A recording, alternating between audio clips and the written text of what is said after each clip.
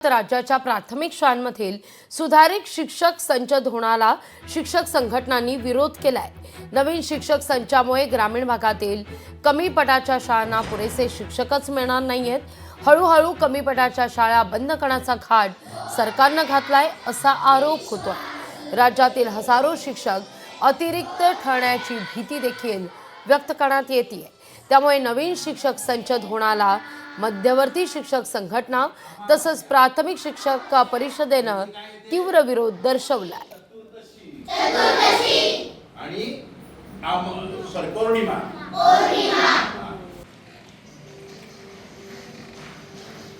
शून्य ते 20 पटापर्यंत इयत्ता 6वी ते 8वी साठी शून्य शिक्षक राहणार आहे। याचा परिणाम विद्यार्थी गुणवत्तेवरती होणार आहे, कारण ज्या शाळेचा पट 19 असेल, 18 असेल, 17 असेल त्या शाळांवरती शिक्षक अतिरिक्त होणार आहेत आणि मग ह्या सगळ्या विद्यार्थ्यांचा परिणाम होऊन पालक आपले विद्यार्थी त्या शाळेमध्ये ठेवणार नाहीत आणि अनेक विद्यार्थी हे शिक्षणापासून वंचित राहणार आहेत। आणि म्हणून राज्याचे शालेय शिक्षण मंत्री महोदयांना आम्ही राज्यातील सर्व मध्यवर्ती शिक्षक संघटनेच्या माध्यमातून नम्रपणे विनंती करणार आहोत की ही जी सुधारित संच मान्यता आहे याला आपण स्थगिती द्यावी आणि नवीन सर्व संघटनांना विश्वासात घेऊन आपण नवीन शिक्षक धोरण निश्चित करावं।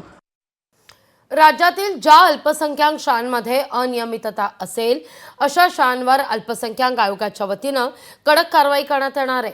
अनेक संस्था चालकांकडून एका शाळेत कुटुंबातील 10 ते 12 शिक्षकांची नियुक्ती केली जात असल्याचं अल्पसंख्याक आयोगाच्या निदर्शनास आलंय आणि त्यामुळे शासनाकडून शाळांना मिळणाऱ्या अनुदानाची सर्रास लूट सुरू आहे असा आरोप आहे। अशा तक्रारी आहेत आयोगाकडे।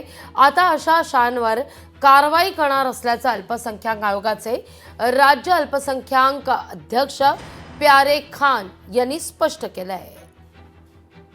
या सगळ्याविषयी त्यांच्याशी संवाद साधले आपले प्रतिनिधी ज्ञानेश्वर पवार यांनी। आपल्यासोबत अल्पसंख्याक आयोगाचे महाराष्ट्र अध्यक्ष प्यारे खान आहेत। सर, काय सांगाल, राज्यामधील अल्पसंख्याक शाळांमध्ये बऱ्याचशा अनियमितता जे दिसून येते, आपण दौरा देखील केलेला आहे, काय नेमकं तुम्हाला यामध्ये दिसून आलं? देखिए क्या है, यहाँ पे जो स्कूलें बच्चों के भविष्य के साथ जो खेल रही थी, ऐसे स्कूलों को बिल्कुल बर्दाश्त नहीं किया जाएगा। सीएम साहब ने भी बोला है यहाँ पे जो घोटालेबाज जो जितने भी हैं उनको अब जेल जाना पड़ेगा।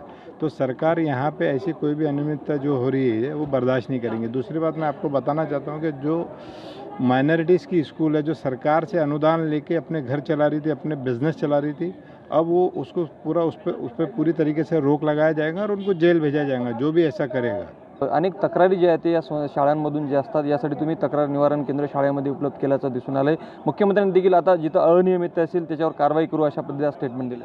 हाँ बिल्कुल, अभी हम सोच रहे जितने भी 36 जिले हैं वहाँ पे एक तकरार पेटी लगवाई जाएगी और वो वहाँ पे जो भी है, अभी क्या हर कोई व्यक्ति मेरे तक पहुँच नहीं सकता, तो उसी कलेक्टर के यहाँ वो तकरार पेटी में तकरार डालेगा और उस पर निश्चित तौर से कड़क कार्रवाई की जाएगी। खूप खूप धन्यवाद सर। लोकशाही मराठीकरता ज्ञानेश्वर पवार, नागपूर।